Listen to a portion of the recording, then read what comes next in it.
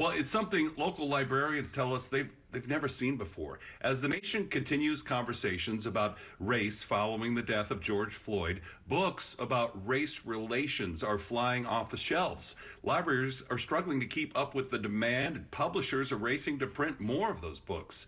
News 3's Lauren Clark joins us live. And Lauren, they say now knowledge is power, and apparently a lot of our local people agree. Yeah, the demand is really high, Jim. And, you know, the Las Vegas Clark County Library District says they cannot believe how quickly these books are just flying off both the physical and online shelves. And they say they've never really seen a demand like this for a nonfiction book.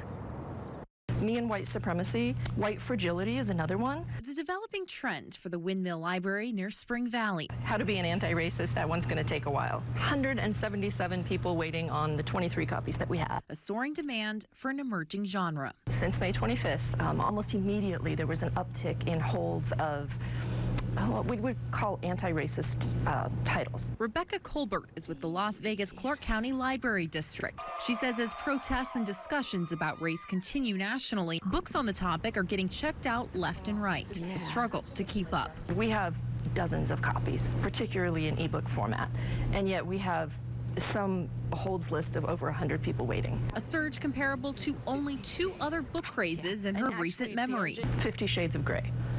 That crippled us. The Harry Potter books when they were still coming out. But this is the first time we've seen a real nonfiction demand. The library ordered more books, but you could be waiting for over 3 months before getting your hands on a copy. We've been trying to keep up, but right now what we're discovering is that publishers are running out of the actual print materials as well. It means that people are finally acknowledging that there is a problem with racism and discrimination and bias within this country. Monique McCoy with the Las Vegas chapter of the NAACP says the growing interest is an encouraging sign, but hopes readers will use knowledge from the page to build a better chapter for tomorrow. It's great that people are educating themselves, but after that, you really have to put action into place.